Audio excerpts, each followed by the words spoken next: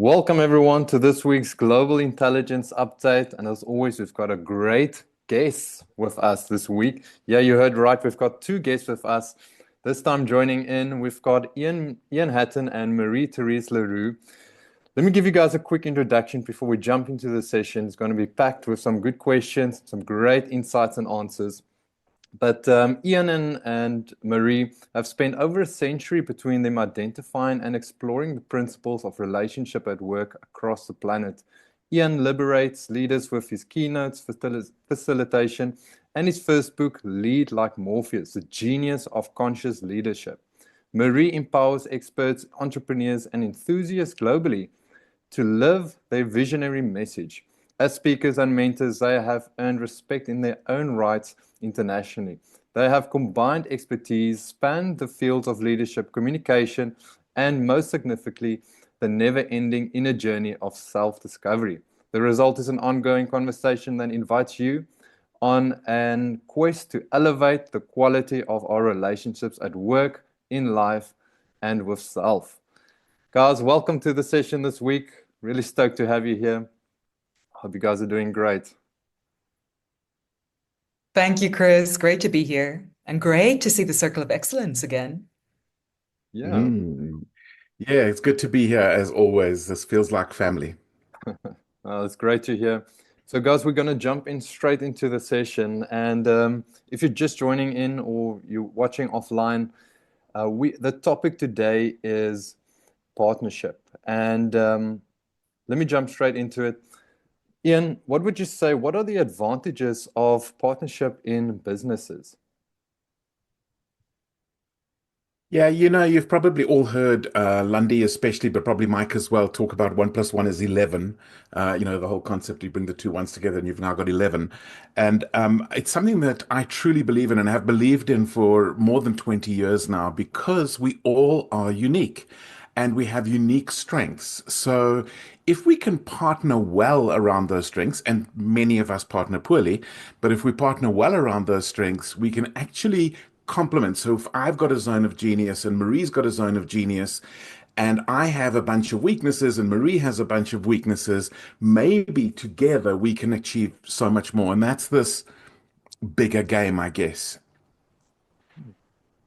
Guys, I just saw Marie giggle there. Just want to give you a heads up. So I've been warned before that they might just talk over each other. I need to kick one of them. So that's what my initial thought was now. Just having a look at your giggle on that. Just waiting for that moment to get in. Uh, Great answer. Thanks, Ian. Marie, is there anything you'd like to add on to that? Was that a complete answer? Well, first of all, do I have the all clear? Great. So, in the spirit of 1 + 1 = 11, I would like to echo so much of what Ian said.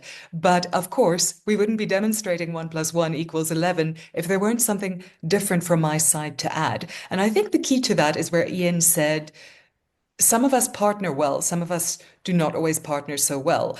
But now, what's the secret here? Because if I was born to not partner well, which by the way, I definitely used to think I was. Like I really stand strong, I do things in my own right, and I can always do it better, right? Right. The only thing is I can't do it all. And there are strengths that I do not have.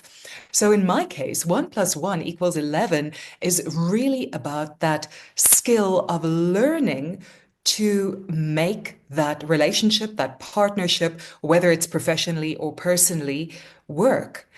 And the good news is, if like me, you were born with a kind of a deficiency and raised in an environment where you were encouraged to just do things on your own, there actually is hope because, yes, you can do things wonderfully, but you're still just one on your own.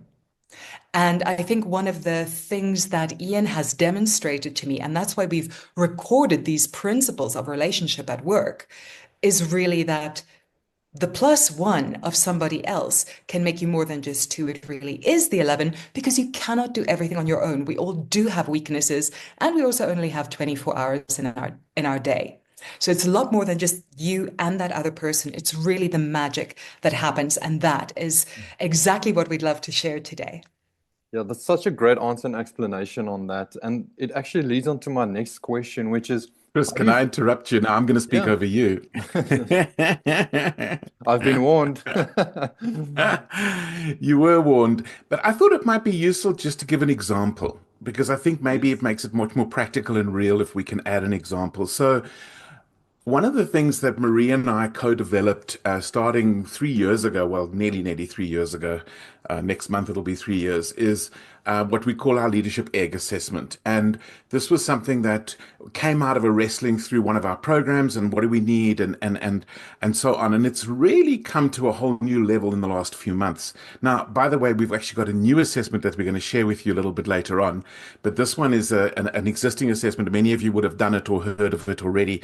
But it's called the Egg 3 Leadership Assessment. And we've recently created what we call the focus report for this assessment. So it's a 10-page, quite detailed. And what happened here is that there was a lot of technical stuff in the background, and that's kind of my forte. So I've added Zapier so that we can process the data. I mean, this is quite technical. Changed the scoring mechanisms and everything because we realized that it wasn't highlighting things exactly the way it should for our clients and all this. So we've done a lot of back end work on the assessment. But I speak reasonably well, but Marie has a way with words, the written word. And it's actually a total zone of genius. She is an incredible linguist, and most of you will know this already, just having listened to her. But when she does it in writing, it's even better. And so she has done a lot of the report and the refining of the report. I've done a lot of the back end work. We've collaborated on the objective, what we're trying to achieve with the clients, and the debriefs and the value that we add. So there's pieces that we've done together. There's pieces that we've done separately. But the net result is that we truly believe that we now have a totally world-class assessment that is changing lives in business and helping people to understand their entire leadership team. So if you go through like an entire executive team or an entire leadership team of an organization, and they now understand exactly where they're at, and we're starting to see the results of that. So that collaboration would never have been possible. I could never have achieved what we've achieved on my own, and I think Marie couldn't have achieved it on her own. But together, it's at a completely different level than we could have imagined. Wow, that sounds great. I look forward to seeing that assessment, Ian. Hmm. That's really good. The last one was already very good. So seeing improvement on that, that's pretty awesome. So yeah, that leads then on to my next question. And thank you for the explanation there, Ian. That was it's, pretty detailed, really images it out. So my next question is then how would you find or identify the right partner to help in your business to excel? That's the big question majority of people ask. How? Mm. I'll take that one. And there are so many criteria that we like to have. If you're having some kind of business training, you might be looking into models, people with different personalities. You are maybe thinking of roles. Maybe you need a CEO and a CFO and a COO and a CIO and all these C-suiters, or at least the people who aspire to that if you're still starting out. And a very common or popular idea at the moment is the visionary versus integrator. And that's also a helpful way of thinking of things. But ultimately, even if you have a fantastic checklist of what your wish list is of the perfect business partner, there's a question that you might be skipping here, and it's the most fundamental one. And by the way, this is as true, if not even more true, in personal relationships as it is in business. And that is, have you become the right partner? Or more importantly, are you in the ongoing process of becoming the right partner and being the right partner? In a business, the business cannot work if you are not the fullness of who you can be as a business partner. And that does not mean fulfilling a wish list. It has a lot more to do with really tapping who you are. And that brings us to the matter of genius that we'll be speaking about later. And Ian, I wonder if I've left anything out there because I think you must be itching to get in. So it's not so much that I'm itching to get in, but I want to just add a little bit of humor to this as well. And that is that the discovery of this for me happened about 20 years ago. In fact, it probably first started nearly 30 years ago when various colleagues and people, and it was still when I was in the IT industry, kept looked asking me like, female friends saying to me, where do I find Mr. Right? And they're going along, or some guy says to me, where do I find this woman of my life, this woman of my dreams, and all the rest of it? And it very quickly emerged that I began to give a standard answer, and that is stop looking for Mr. Right, become Miss Right. Stop looking for, Miss Right, become Mr. Right. And it's just incredible how when we invest in ourselves and we discover who we really are and we grow that, because a lot of what we have is raw talent and it needs knowledge and skill and shadow work and all sorts of things for it to come to its full fruition. But being on that journey, and just to be clear, it's not about arrival. This is not about, well, until I'm perfect, I can't find this partner. But it is about the more we realize that another person can't fulfill us, we need, even in business, we need to become the fullness of what we can be, and that will attract the right kind of partner. Wow. Great answer. Thanks, Ian. Really, really good answer on that one. Then I'll jump into my next question. But before I do that, chat, if anyone online wants to ask any questions, you guys are more than welcome to put it in chat or unmute yourself when we're done with the questions. But please, you guys are more than welcome to pop anything in chat there. Then on to my next question, which is another big one, is how do we ensure that you make the most out of each partner's talents and mitigate their weaknesses? I'm going to start there with a little tale on our previous point of becoming.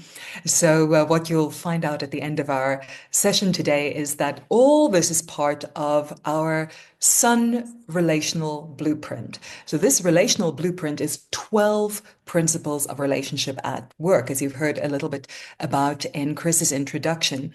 And the first one of those principles is becoming. So it is very much becoming the right, the partner, but the fullness of who you are. Even if you're alone in your business or if you're alone in your life, it's really about that becoming. And this answer to Chris's question now of um, how do you make sure that you make the most of the weaknesses and or the strengths and mitigate the weaknesses? That is a principle that we call discovery. And the discovery is really about finding another person's genius. And how can you do that if you haven't found your own? So those of you who know Ian or who followed his work will know that genius is a big, big thing for him. And maybe, Ian, you're the best person to explain what genius means to you, and also that fact that the big light of genius also casts a shadow of a weakness, and that is how we find those strengths and mitigations. Yeah, thank you. There's so many facets of this, and I could go on for hours just on this point. But let me start with trying to define a little bit of what I mean by genius. Is that the reality is that our brains are wired uniquely. And by the way, this is not limited to brains. This is also intuition and emotion and physicality and heart and beliefs and all of these things. But if we just took the brain element of uniqueness, 85 billion neurons approximately, probably a little bit less, a little bit more, depending on who you are. Each neuron can support up to 15,000 connections to other neurons. Typically, it's a lot less, but up to 15,000. It's typically about 2,000 or 3,000 that are actually active. But it can be up to 15,000, which means that the potential uniqueness of the wiring of your brain is 85 billion to the power of 15,000, or if we bring it down to the smaller number, to the power of 2,000. So that's 85 billion times 85 billion times 85 billion, 2,000 times. I mean, that is just such a big number. That's more than the stars in the universe. It's just an incredibly, incredibly large number. So there is nobody else who is like you. You are unique. And that means that we each have something to offer the world that is unique. And this offering to me is a big part of answering this question around discovery and appreciation. So let me give you a specific example. Yeah, the snowflake is another example of that. We know that each snowflake is unique, and that's just crazy. It's crazy. It's insane, you know. So the I want to give you a specific example, and this is about teaming because this I think what we're talking about today is partnership is a form of teaming, and and this was Marcus Buckingham who highlighted that the plan A of teaming is not do whatever it takes. That's always the plan B. The plan A of teaming is everybody offers their strengths to the purpose of the team. And so this idea of discovering what we actually have to offer is a massive thing for me. So let me give you, and then of course, plan B is, okay, we can do whatever it takes. And let me use a silly rugby example. I think Mike would appreciate this. And that is that, you know, if you compare typically the size of the prop forward and the scrum half, they are very, very different. The one is small and agile, and the other one is big and strong. You do not want the prop forward playing scrum half. Neither do you want the scrum half playing prop forward. You would fail as a team. But every now and then there's a loose scrum, okay? And sometimes the scrum half is underneath that loose scrum, and the prop forward happens to just arrive at the right time to receive the ball and play it. So you do that in teaming, but it's always plan B. And so plan A is always everybody offers their strength. And the first time I applied this, I was my first major score I ever did it was a big project for Accenture on leadership succession. And this was back in 2007. It's a long time ago, but it was the biggest project we'd ever done. And we put the team together and we sat in a room and we said, okay, this is clearly what we're trying to achieve. This is the purpose of this team. But before we map out what those tasks are, everybody has a turn to offer their strengths to that purpose.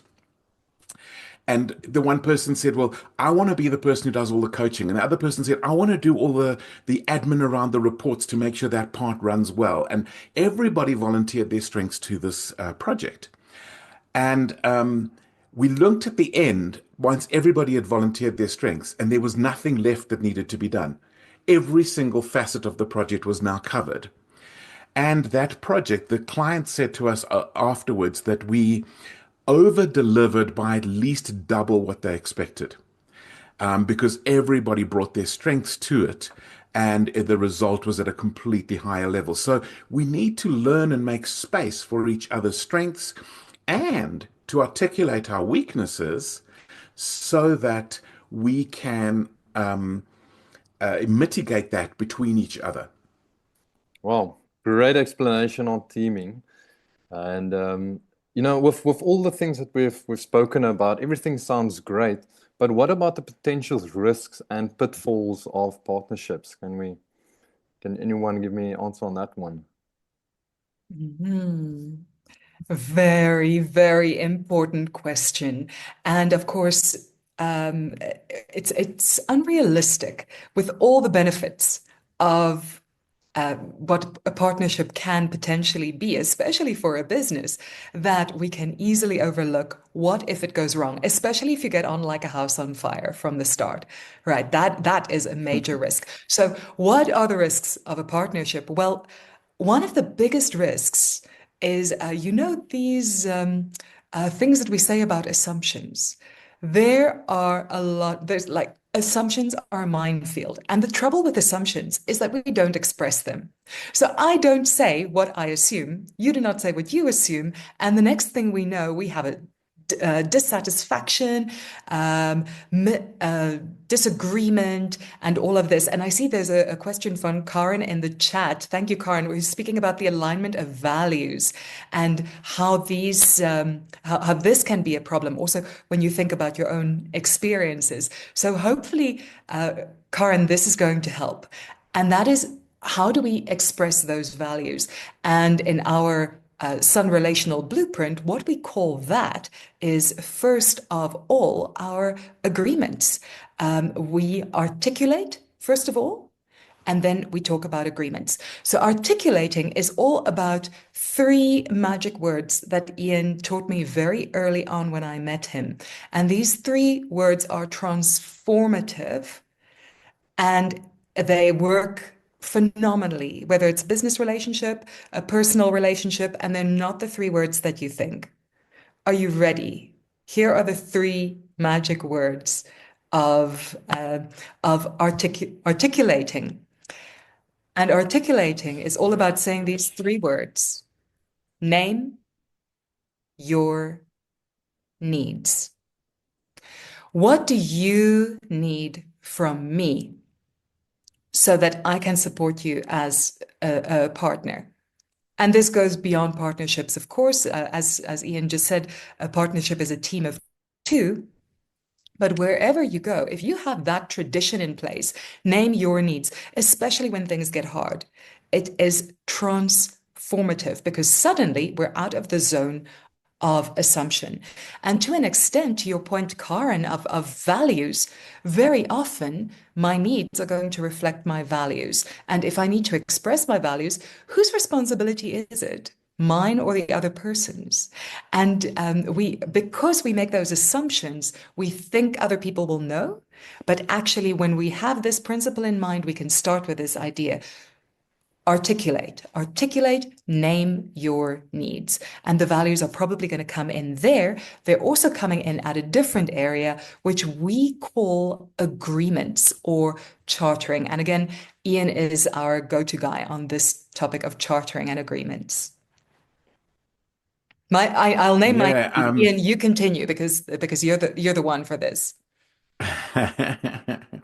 Yeah, and it's something that Marie and I did very early on. And Karen, to your question, whilst the 1 + 1 equals 11 is about leveraging each other's strengths, it's impossible in a mismatch of values. So in so many ways, the 1 + 1 11 is not possible if there isn't a values alignment. And this goes all the way back, and many of you will know, like Jim Collins's Good to Great and other aspects. And the message of that one, and this is now building a bigger team or an organization, is getting everybody in the right seat on the bus is aligning strengths with tasks, right? But allowing people on the bus is a values issue. And maybe it's not a bus. Maybe your idea of your business is just a partnership. Maybe it's a two-seater sports car. But you cannot get in that sports car and do this journey together if you haven't got an alignment on values, because that is the trumping criteria. And I'll give you a simple example. I've done a whole lot of work recently for a very large multi-business corporate in South Africa. And one of the things that they realized is they didn't have these common values and this common culture that they were trying to build. So they articulated all of this. And then the question came up. I was asked, I did this big group session with the top 170 executives of the organization. Actually, Marie and I did that together. It was quite an event. But then afterwards, I was invited on my own to come in and just speak to the exco of this group of companies. And one of the things I challenged them on is I said, what's going to happen if you have somebody who's performing and delivering results, but they're actually violating these values? What are you going to do about it? And they said, actually, we have some cases of that already. And they realized that to not take action tells everybody that the values don't matter, and to take action is very critical. And I'm so glad I haven't mentioned any names here, but there was one person in the room of that executive exco meeting that I just realized was not aligned. And then we saw a news headline about a month later that they were no longer in the business. And that was just fascinating. So the values are that important. But otherwise, they don't match. They don't mean a thing. And to me, it's that prerequisite is, are we aligned? And by the way, if somebody's not aligned, it's not about, okay, well, you're out. It's kind of going, what could you do to align your values with our values? And if we don't articulate what our values are, you can't even go there. And so that was something that Marie and I had to do really early on, is define a common purpose and common values, what we actually valued and honored in each other, and what we were trying to achieve. And I think that has had phenomenal power to see us through. That common purpose, common values discussion has liberated the ability for us to team around strengths and weaknesses. Awesome. Thanks for sharing, Ian and Marie. Very insightful. And Karen saying that I love the bus analogy. Awesome. Then I want to ask another question since we are on conflict. Do you two ever fight? And how do you guys handle the differences and disagreements? Who gets to take this question? Yeah. That's what I'm leaving a little bit of open air there. Actually, I'd like to start. I'd like to start. The answer is obviously yes. But I would like to just start because of what we've just been talking about. And that is that I would say most of the conflicts that we've ever had have been one of three issues or a combination. In fact, often it's all of them. The one is not being true to self. You know, the moment that we're trying to fit in instead of belong, you know, belong is where you're accepted for who you are and you are being true to who you are. Fitting in is you're trying to change who you are to fit the other person. That is a disaster for the two of us. And we have recent case study of that.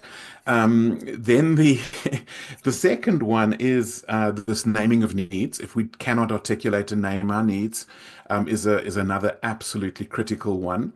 And the other one, I believe, is that we're all aware that we work in progress and we're on a growth journey. The moment that my growth journey stalls, it starts to impact the relationship. So I just wanted to put those three things out there before we even talk about what is functional conflict and how can we do that. So, yeah. That's awesome. Of course, it would be very dishonest of me not to disagree here because your question was, Chris, do you two ever fight? Ian said yes, and I would actually say no, we have actually never fought. However, we have disagreed and we have had conflict. We've actually never ever had an ugly fight. Is that right?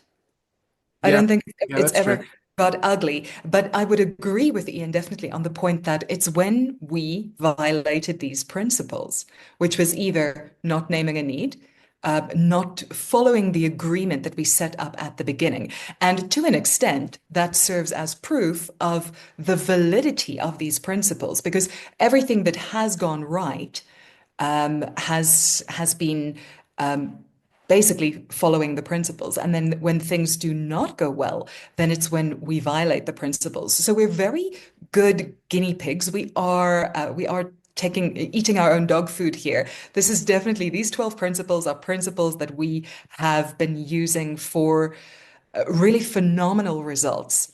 And then I'd love to get into this idea of functional conflict, because actually conflict is one of our principles as well. And the idea is that this conflict can really be functional. It can be respectful. It can be caring. It can even be loving. Because when we don't have that, that is how you build a volcano that is one day going to explode. And it might explode between the people.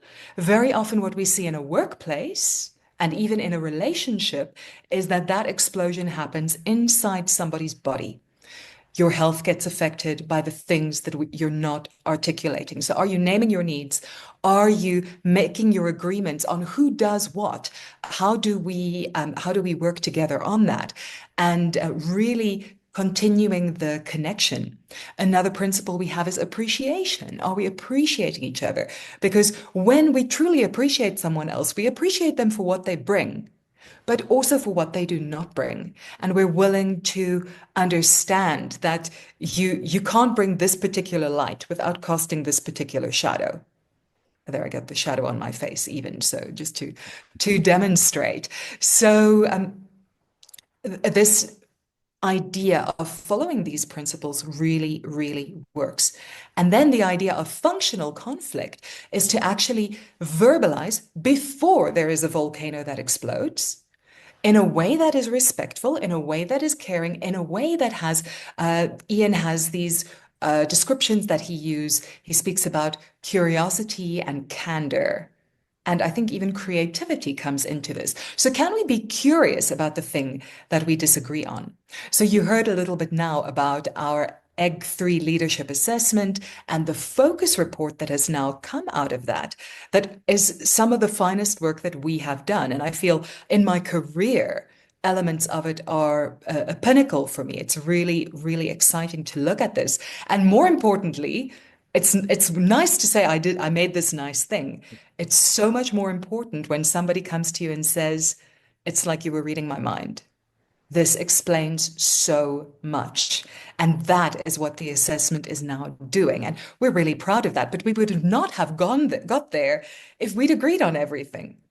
Because when we agree, or when we disagree, and we do it respectfully, and we have this functional conflict, we actually come to a point where we can end up with something much, much, much better than what anybody could have done on their own. Once again, 1 + 1 = 11.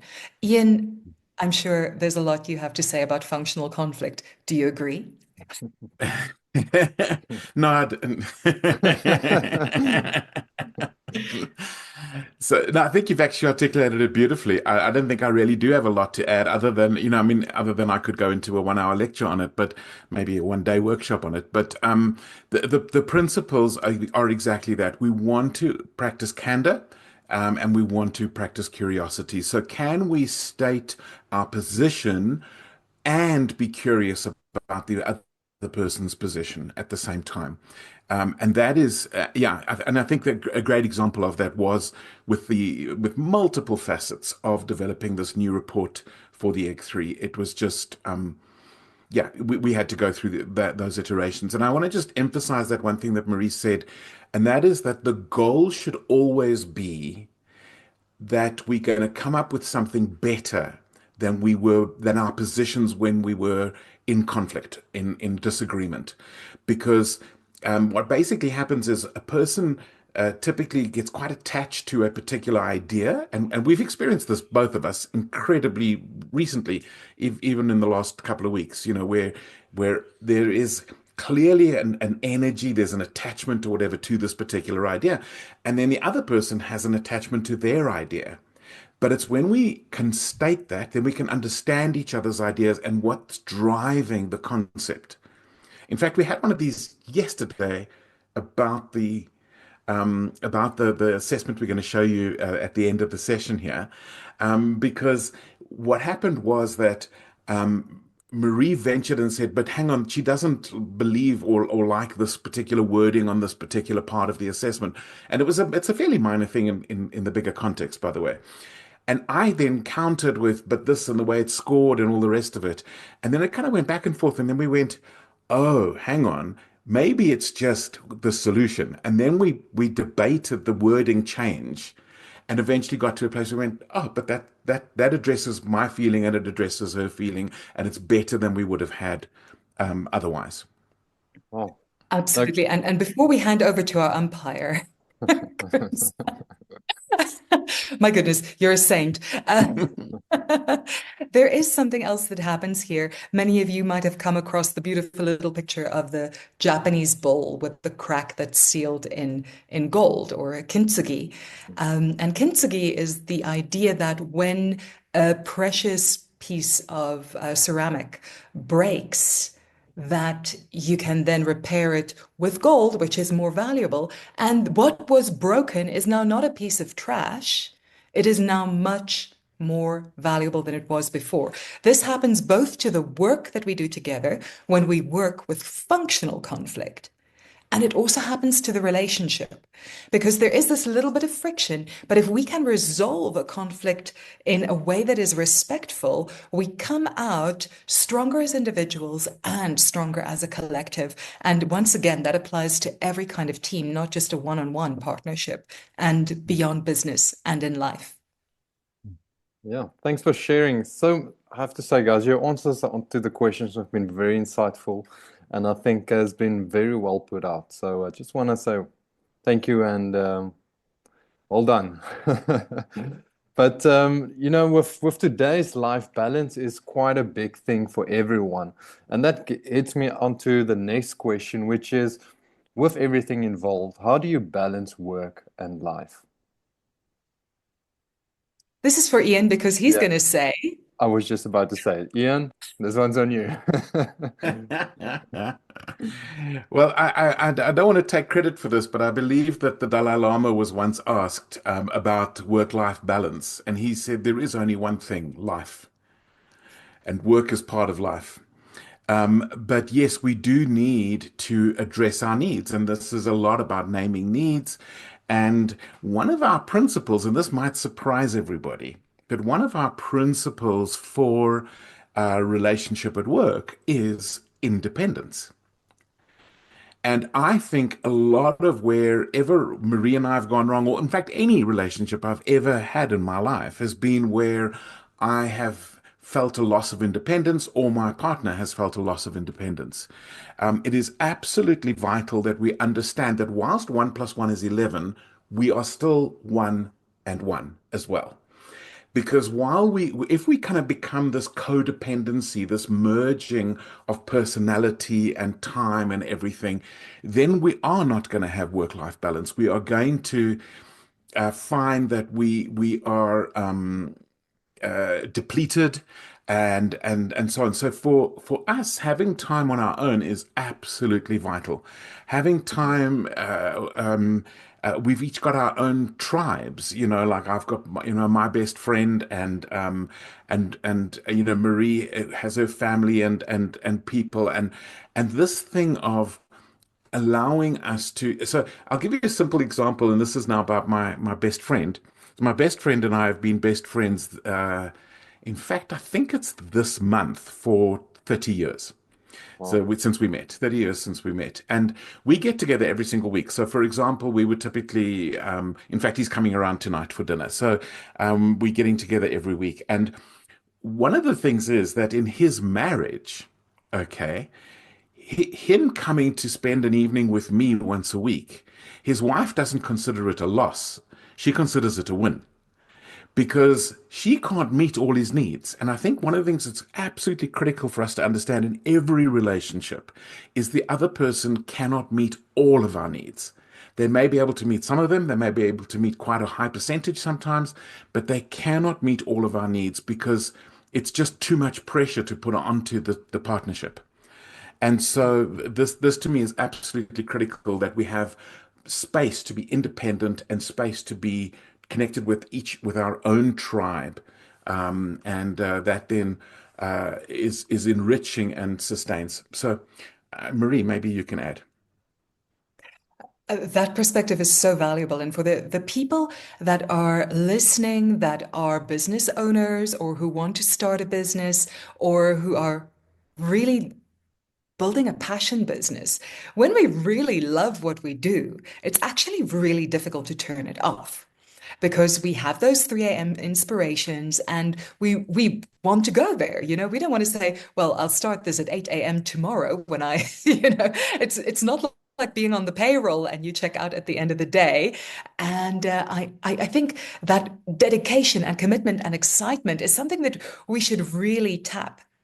Even so, it is important to go and take that time. I mean, we hear this so often for ourselves, but within the partnership, especially if you get along like a house on fire, or your friends or your life partners as well, it becomes even more important to go and spend time with other people because you need to enrich and refresh that gene pool of what you are together. And you want to retain your broader identity. Otherwise, I see, Chris, you were joking in the chat about becoming not 1 + 1, but 1 + 0. You can become 0 + 0 or 0.5 + 0.5 if you are not maintaining a whole life of your own. So I think Ian and I have experienced this very richly. Every time that we go to our own tribes, Ian can go and do the things that are interesting to him, or meet with his friends or the guys, or a different environment. And I can tap inspiration from other sources. We come back and we have fresh ideas. We become weak when we're only those two. In the context of a love relationship, the philosopher Khalil Gibran would say, he spoke about the two pillars that need to hold up a structure. If there are two pillars and they're so close together, the structure will fall down. So our 1 plus 1 equals 11 does need to be distant enough that we can stand alone. Otherwise, we have nothing to bring. Great explanation. Thanks for that. Guys, so I've got a few more questions left. If you have any questions, you guys are more than welcome to leave them in chat, or we can just unmute at the end. But leading closer to the end of our session, I want to ask, what is the ultimate outcome of a partnership? Marie, this one's on you. Well, by this definition, it would be 1 plus 1 equals 11. The terminology that we use, and if you look into the Sun relational blueprint that we have, we actually work in 3 spheres. And the first sphere is about yourself. And with those spheres, there are also quadrants. So one of the quadrants is independence when we are dealing with self. The second sphere is about the plus one, when we bring in another person, it's our relationship with the other. And there we go from independence to interdependence. Now, the question is, when we get to the greater level of what this partnership can be, the equals 11, what comes after independence and interdependence? Well, we believe that 11 is transcendence. It's where we become a whole lot more than just who we are on our own, or even who we are with the two of us together. Something far greater becomes possible. And again, in the context of business, for the founders and the entrepreneurs who are here, that is when we really start looking at, oh, well, the truth is we actually are looking at building a business that will sustain and grow itself and employ more people. That's what entrepreneurship is, after all. In the business context, that is our transcendence. 1 plus 1 equals 11. I love that. I love that. Ian, is there anything you'd like to add on to that?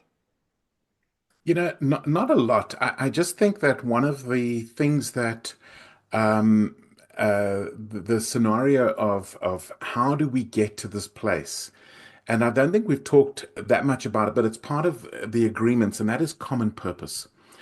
And I think one of the things that has been a foundation for where Marie and I have thrived as a partnership has been where we have this clarity of why we are together. What is the purpose? The purpose is our mutual growth, our stimulating that, making an impact on the world. A lot of clarity around that. And one of the things that I don't think I'm speaking out of turn by saying this, but I think we're all very aware of you know, the unique relationship that Mike and Lundy have. But it's fascinating that Lundy has shared with me a couple of things around this thing of we need our independence as well. And what she shared there is this thing of that, Mike has a love for rock music, but she's an ex-ballet dancer, and it's not that she doesn't like the rock, but she gets tired of it. And she needs to go somewhere to her room to listen to classical music sometimes, and I think this is part of this thing of this understanding that through the independence and the interdependence, we can achieve transcendence. And I don't think anybody here would deny that they have achieved levels of transcendence where there are things that they each bring to a common purpose that is transformative, that actually has changed lives forever. And I think that really is what that's all about. Awesome. Well, thank you guys for being here. The last question, well, it's not a question actually. It's more of a find out how to. For the listeners that are listening and the people that we have live, how can we delve deeper into the insights of this topic? Sorry. We really would love to support anybody who has ever wondered how to make a partnership work, or anybody who is in a partnership that is struggling with these 12 principles, we really believe they need to be shared with the world. So we share these principles in a blueprint that is a visual so that you can actually work through these principles. You could literally put it on your wall and look at it when things are going wrong. Start there. There's a lot more to be said about all of them, but we have a summary of them in a PDF. And that is what we call the Sun Relational Blueprint. And it's the 12 principles of relationship at work. You'll see a QR code in the background. And I'll also share in the chat the link that you can use. It's likemorpheus.com/12 principles blueprint. The 12 is 1, 2 principles blueprint. And there we are. We'd love to give you a chance to download that. It's completely free. There's no obligation or strings attached there.